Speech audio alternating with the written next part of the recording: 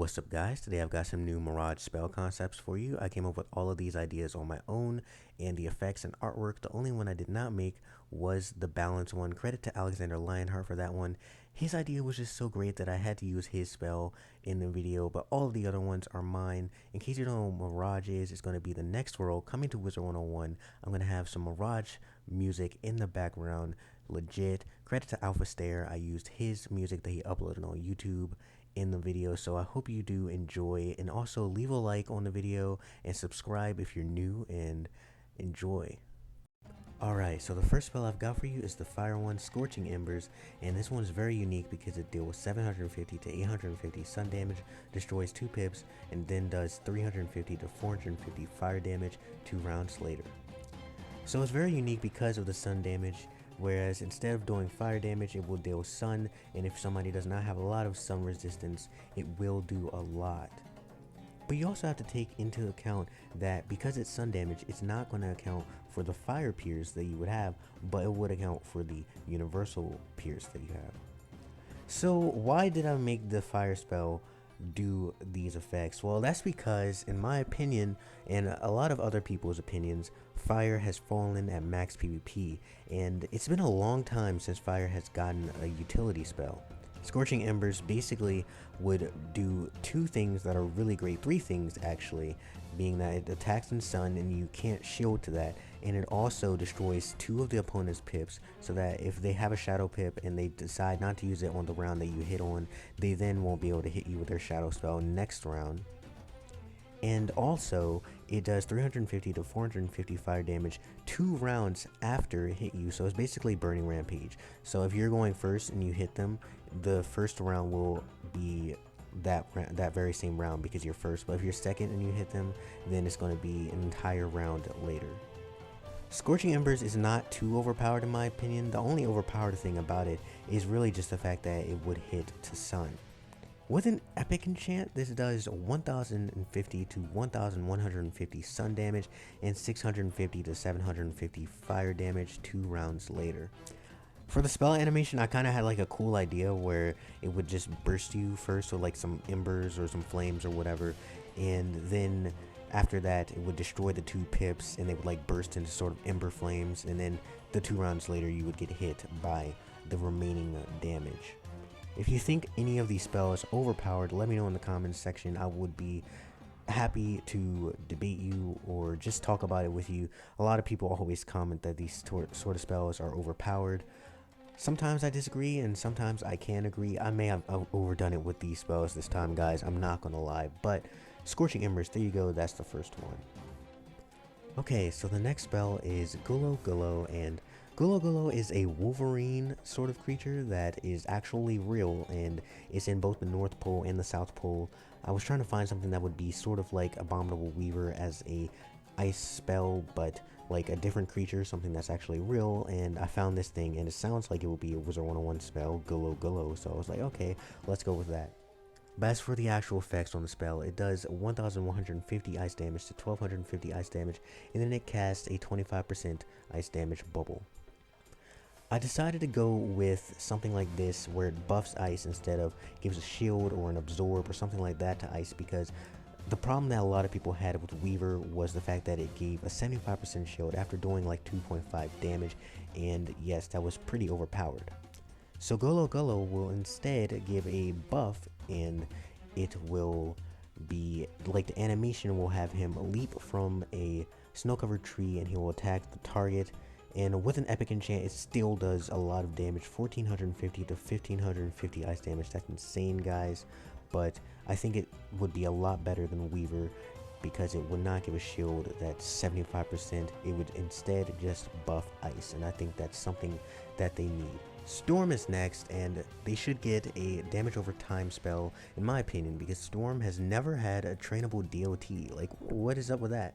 Storm needs a DOT because they don't even have many ways to take off shields unless they just bolt spam, and sometimes that's not as efficient.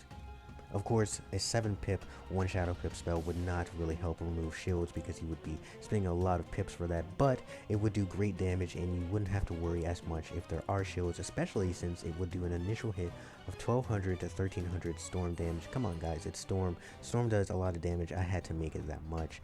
If you think it's too much, let me know, but that's what I decided to make it. There's not much more to this spell, so I'm going to move on to the next one. Intra Cloud, there you go. Oh yeah, before I start with this balance spell, let me just say real quick that yes, the storm spell, you cannot enchant the damage over time effect of it. You can only enchant the initial hit, so that makes it not as overpowered.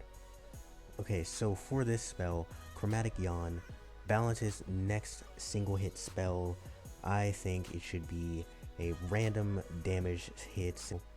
Alexander Lionheart made this design. I did not make this one. I borrowed this from his Twitter. I will leave the link in the description. I've used some of his spells before. I always credit him. I decided to use his spell instead of create one for myself because I actually like his concept a lot more than I could come up with anything.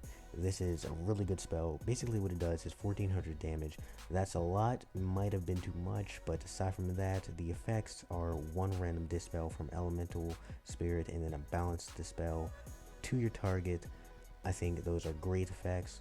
And also, complaints were for Gaze of Fate that it did too much damage, and then it also gave a bubble, and then you could lure into that, or you could lure after that, or you could lure before you did that. But with these spells, they're going to be 7 pips instead of 5 pips. You have to think about that. So, Chromatic Yan, for this amount of damage, I could see it not being as overpowered, and also the effect isn't as bad. It would just dispel, but it's still good for balance because it could end up dispelling maybe ice and your opponent might not be able to shield. But I don't want to spend too long on the spell, so Chromatic Yan, there you go. This next one, Coon Cat, is my favorite spell, not just because of the awesome art, but also because of its unique effects. So what this one does is 1150 life damage to 1250 life damage, and then it casts a 30% life blade on the caster and gives you a 4-round fortify. Pretty sure this is the first spell that hits and gives you an aura, so that would be pretty cool. It's needed because although life really needs an AoE, Coon Cat would make up for that with the power that it has, and it would deliver with good damage, a blade, and a fortify. Enchanted, this spell does 1450 to 1550, so that's pretty insane. The animation would be a giant blue cat who sits in a forest and then he leaps towards the target and scratches him or her. So yeah, that's it for Coon Cat. Now let's move on to the myth spell. The next spell is Echidna, and Echidna is the mother of Medusa and the mother of monsters in Greek mythology.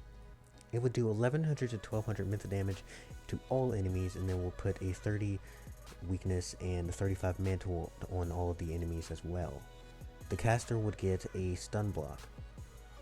This spell is needed in my opinion because Mystic Colossus is never used in PvP anymore, but with a damage buff to basically Mystic Colossus, and it would have better effects with a weakness and a mantle, Myth would be good for 2v2, 3v3, and 4v4, and a stun block to the caster would also make the 1v1 value of the spell even greater than it would already be without it. The animation would be Echidna. It would start out like Medusa, but it would have Echidna basically break open from the earth, and she would strike the opponent very angrily with her sword.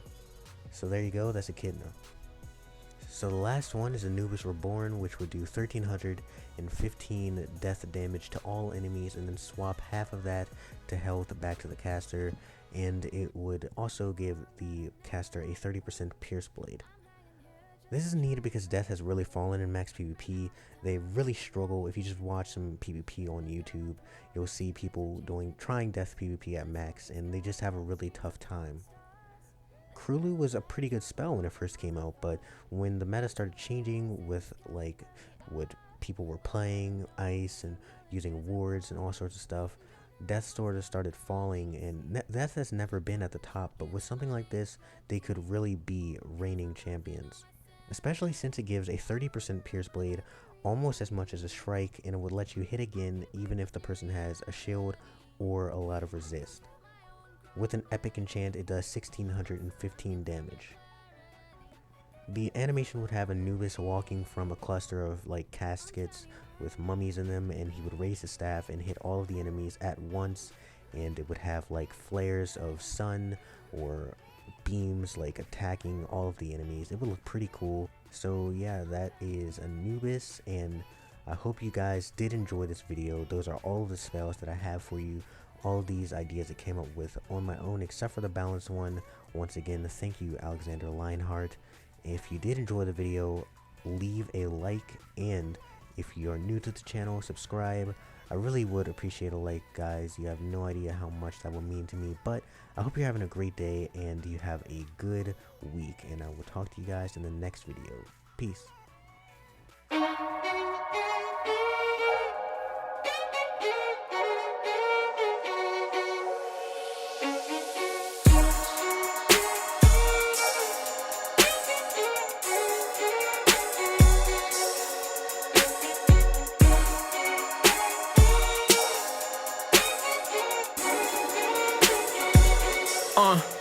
I ain't living in the past.